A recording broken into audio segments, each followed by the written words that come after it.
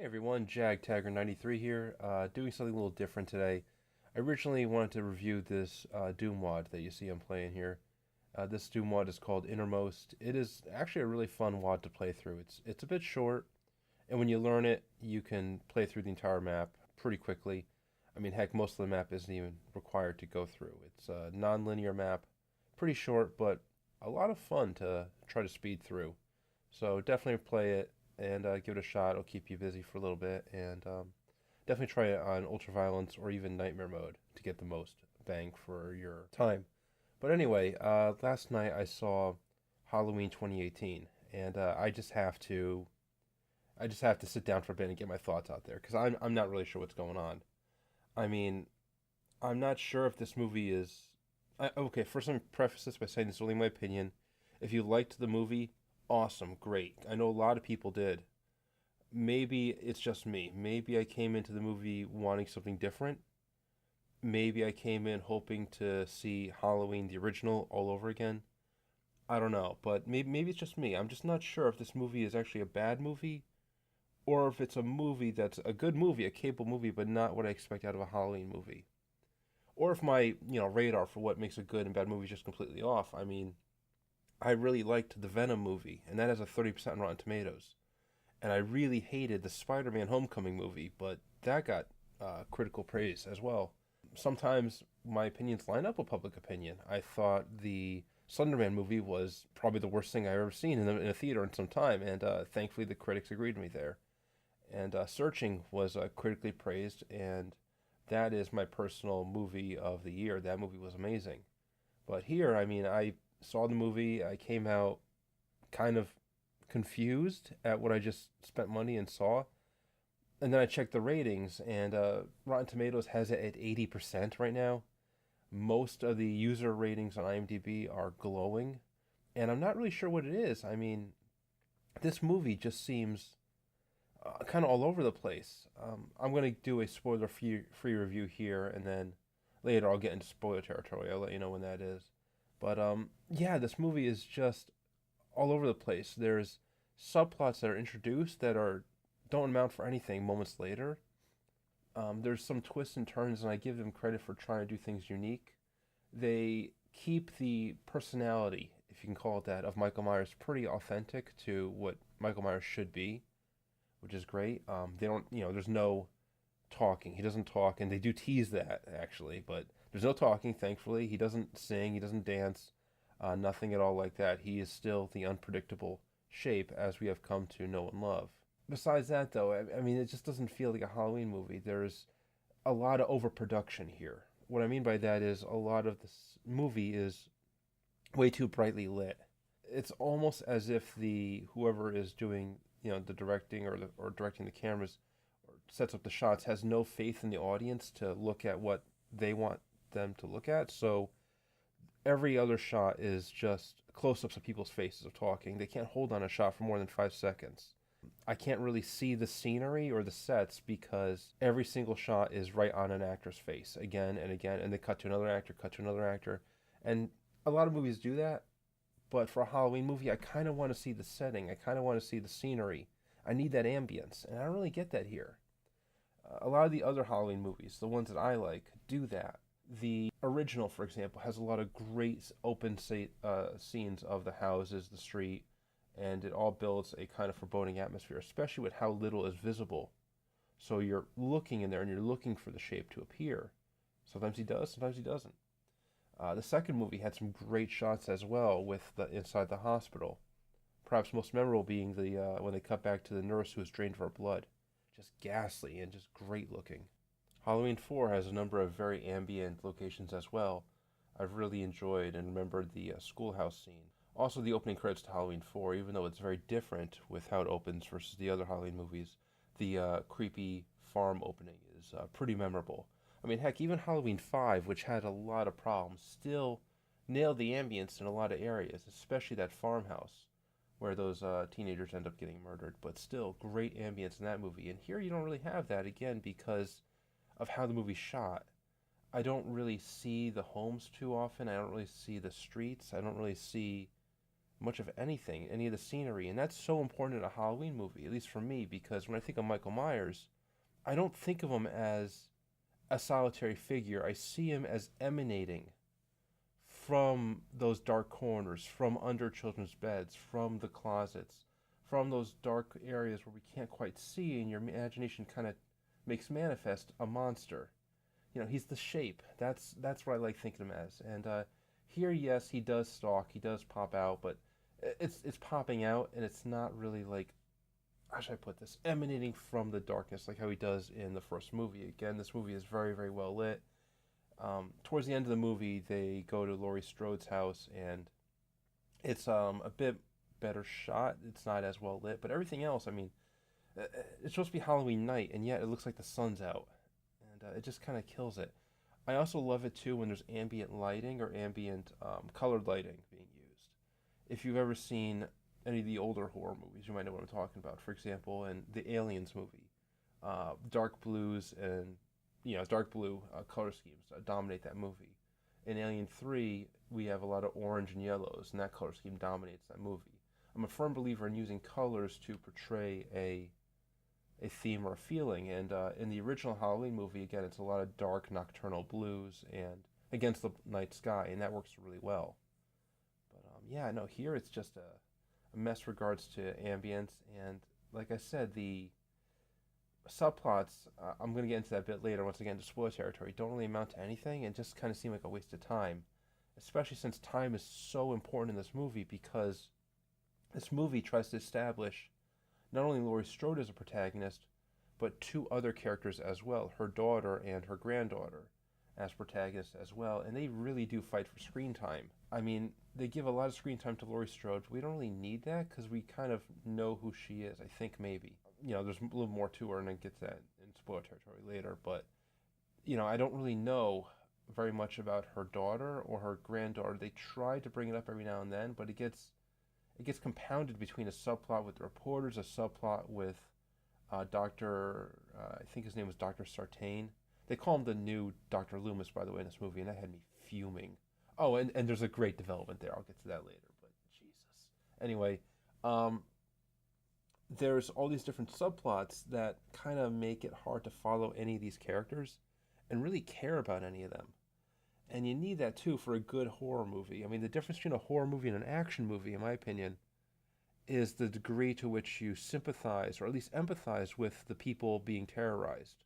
I mean, if you watch a Friday the 13th movie and a Steven Seagal movie, chances are you're going to see people dying in horrible, horrible ways. The difference is that the people dying in the Friday the 13th movie, you're at least supposed to, okay, most of the time, maybe Friday the 13th is a bad example, but you kind of see where I'm going here.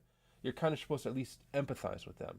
Whereas in the Steven Seagal movie, it's usually just, human traffickers and scum of the earth, and you don't care about them, so you're rooting for the bad guy to butcher them. And when you end up rooting for the bad guy, then it doesn't feel like a horror movie. It feels like an action movie.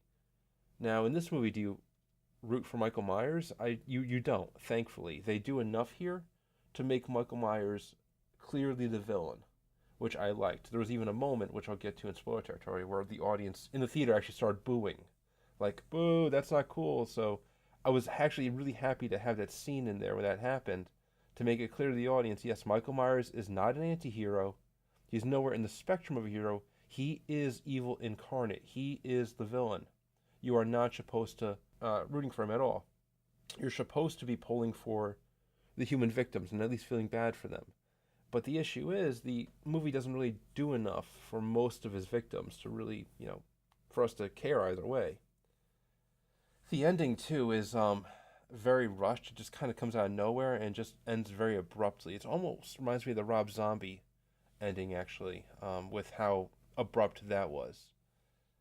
Speaking of the Rob Zombie movies, this drives me nuts, too, because I've heard a lot of people saying that this movie is awful and not as good as the Rob Zombie movies, which people call good, and I can't.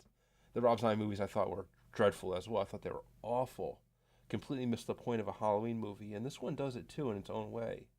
It just stinks because there's so many people behind the original production of the Halloween movies behind this one, including Jamie Lee Curtis and others, and it's just, it hurts to see them get Halloween so badly wrong. Again, this I might be wrong, and if I am wrong or if you disagree, please let me know in the comments what particular parts you disagree with. But now we're gonna get into spoiler territory here, and yeah, oh boy, I got a lot to go over. But just so we make it clear that I'm not ripping apart this movie, I do want to go over some of the things I actually really liked with specific examples. So, like I said, Michael Myers' chaotic, unpredictable nature is intact in this movie. Thankfully, he does things in this movie that don't make a lot of sense from our perspective. And that's one of the great things about the Michael Myers character. Throughout all the movies, it's the people, the cast and whatnot, the humans essentially, the people not Michael Myers, trying to figure out what makes the shape, what motivates him, and they're all guessing things. Michael Myers never comes out and says, "Well, this is my plan." He never pulls a Freddy Krueger from Nightmare on Elm Street Part 3, you know. He hints at what his intentions may be every now and then, but it's up for everyone else to guess. So, for example, in Halloween 2, the people, Laurie and everyone starts thinking maybe Michael Myers is after all living relatives of his family, and that's why he's driven to go after Laurie Strode. In Halloween 4, Dr. Loomis surmises that maybe Michael Myers is basically evil incarnate and he's acting out the horrors of the Samhain festival or the Samhain holiday.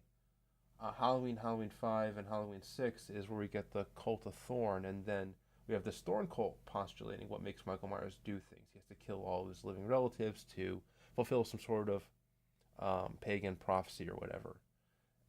And I like that, again, it's people guessing, but we're never really sure. For all we know, Michael Myers couldn't care less about any of these things. So in this movie, he's very chaotic.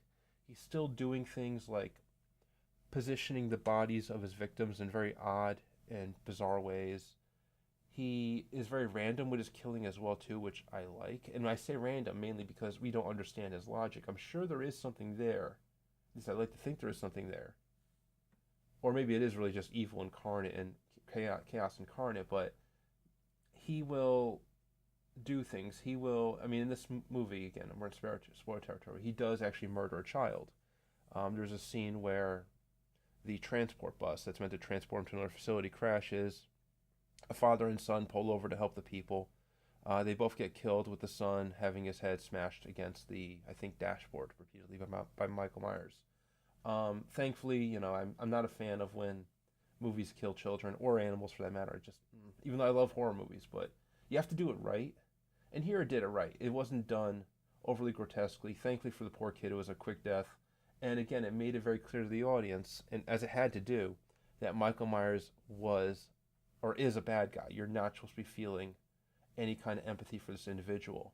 So, great job there. At the same time, there are other parts in the movie where he'll literally bump into children, or he'll see a child, or actually a baby, and not do anything.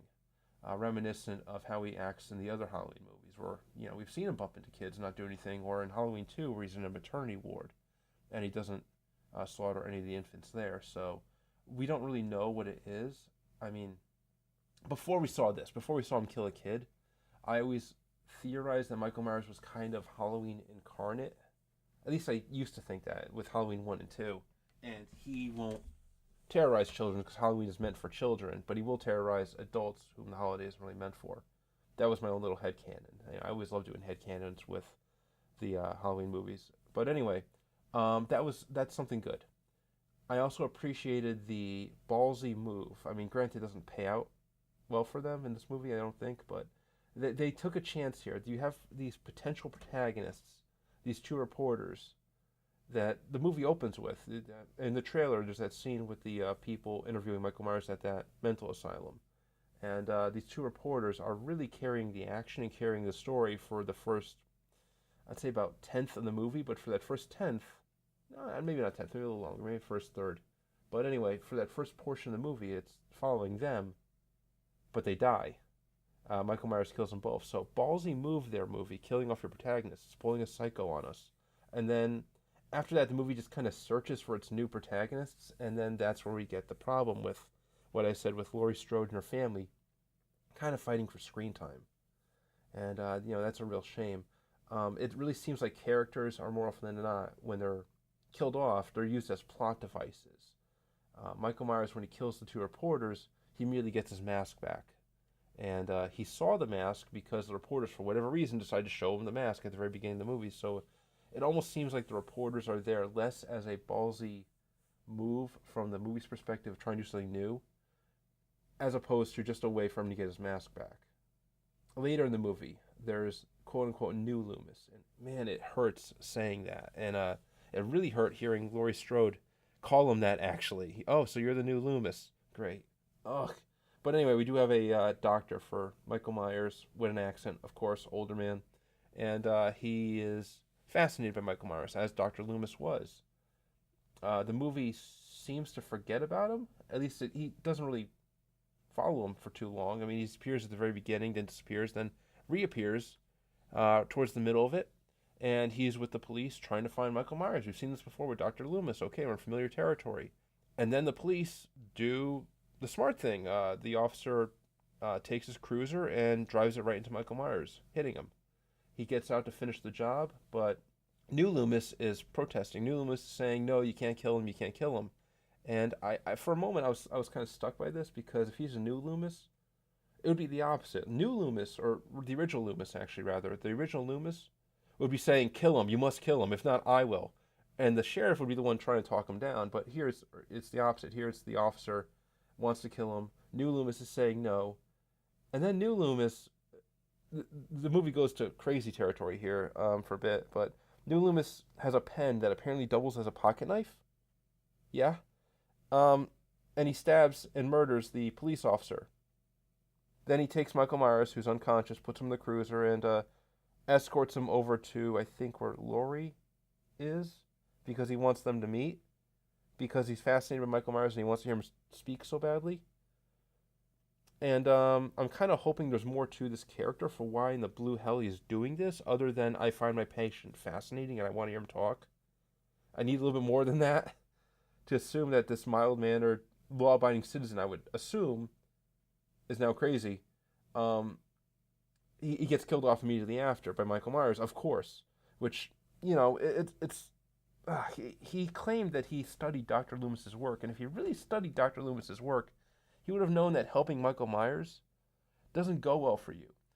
I mean, granted, oh God, I'll get to this next, but granted, we know that from the other Halloween movies. I mean, how did that kindly homeless guy get repaid by Michael Myers at the beginning of Halloween 5, right? You know, Michael Myers doesn't give a shit. He will murder you if you're within arm's reach of you. Or not, you know, he's random, but still, don't take that chance. But, yeah, that just went nowhere. So, this is one of the many movies, or many times in the movie. I know I'm speaking straight off the cuff here. I apologize, guys. But anyway, this is one of the many times in the movie where Michael Myers does something, or the movie does something, and it doesn't make sense. But it would make more sense if the movies that this movie is retconning still counted, if all those original sequels still counted in some way.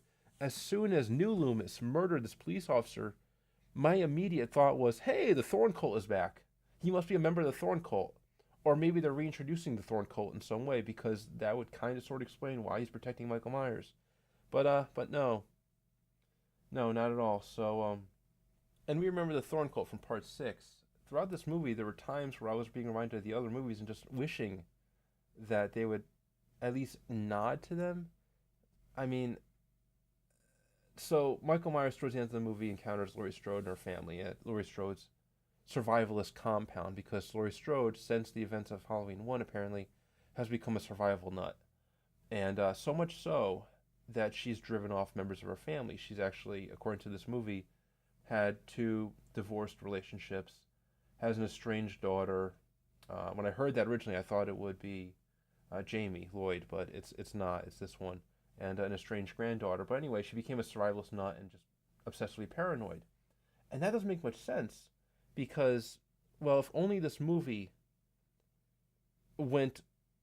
Okay, if this movie wanted to say only Halloween 1 mattered, it would make so much more sense for Laurie Strode to be paranoid if they never had Michael Myers apprehended at all at the end of Halloween 1. I mean, at the end of Halloween 1, he escapes.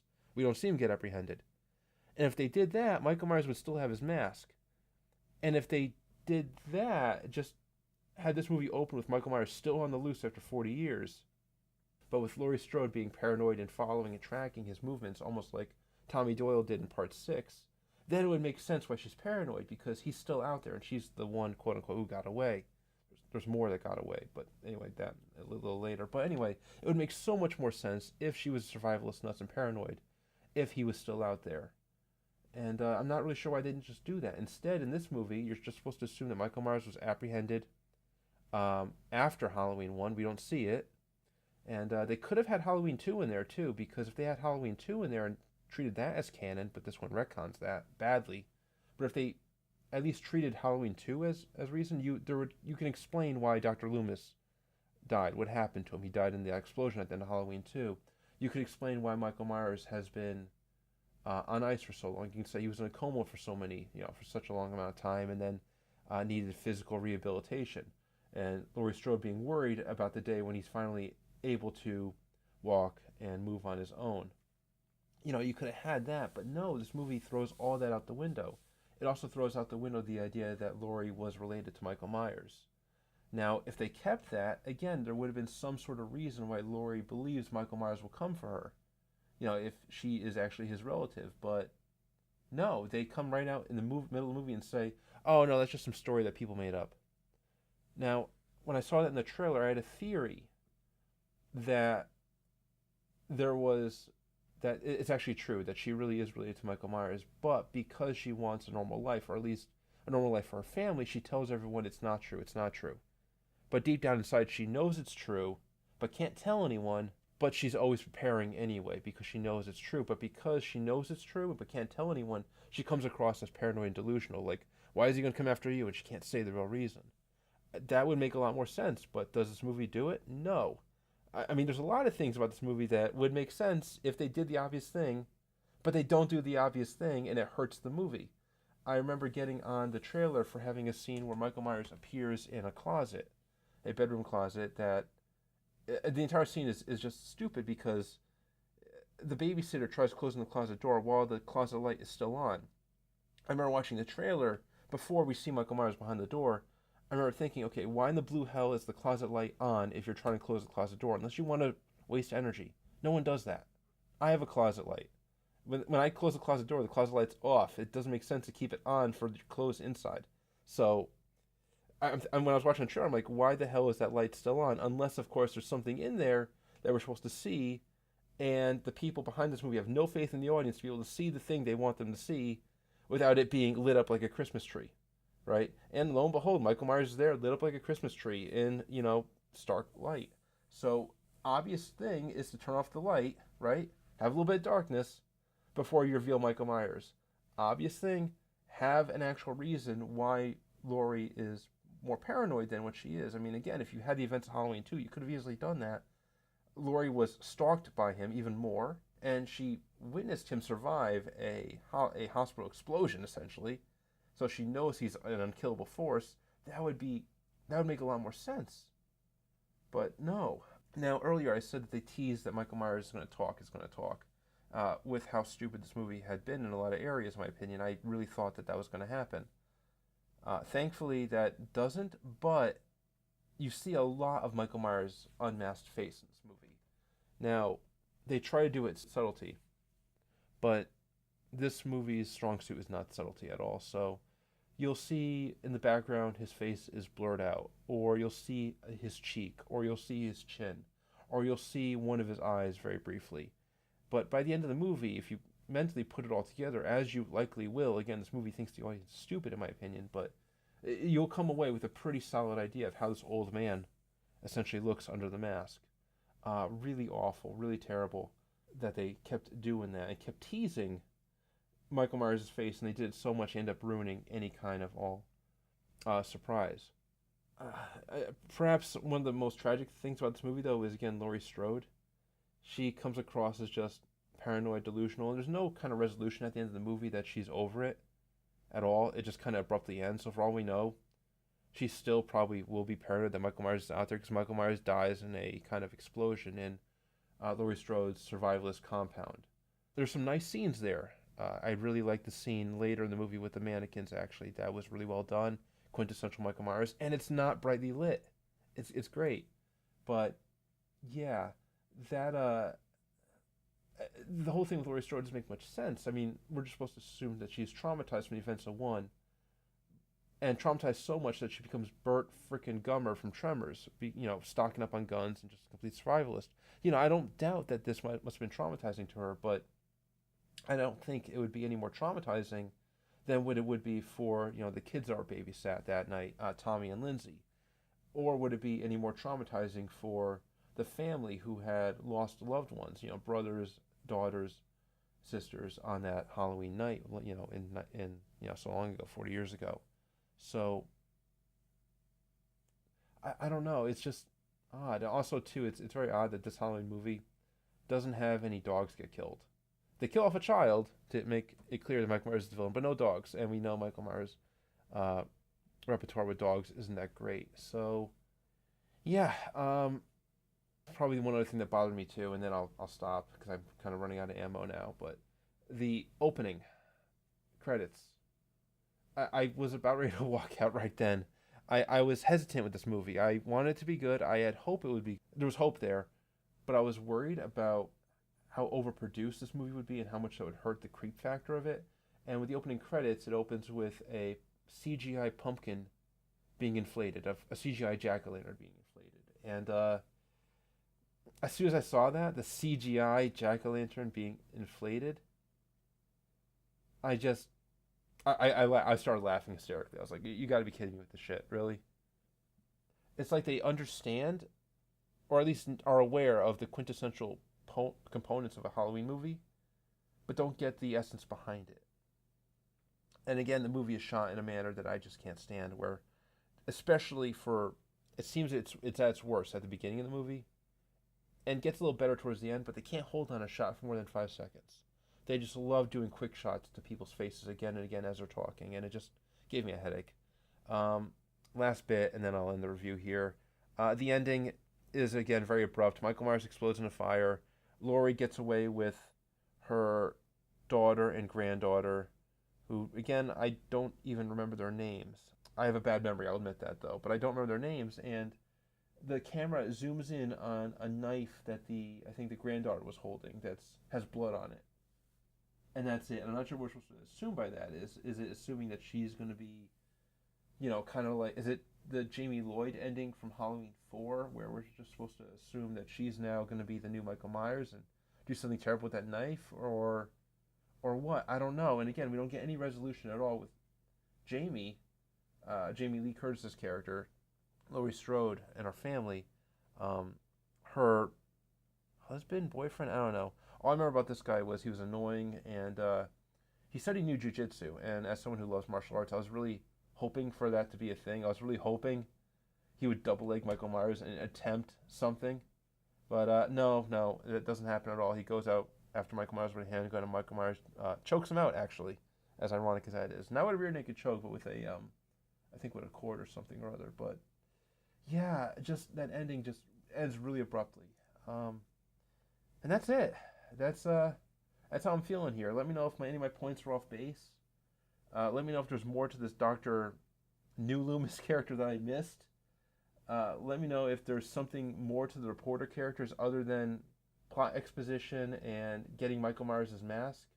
Let me know if you agree or disagree, if it would have been better if they had Michael Myers on the loose for 40 years with crimes that he may or may not have committed, or copycats may or may not have committed, with a paranoid Laurie tracking them back to Haddonfield and getting ready.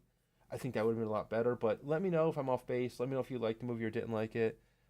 This has been quite a long review and quite a long rant. I've been going on for a half hour. I can go longer, but I'm going to cut it off here. If you've listened to the entire thing, I thank you so much. Or if you at least listened to a portion of it, thank you so much. This is Jag Taggart 93 signing off. You have a good one, guys.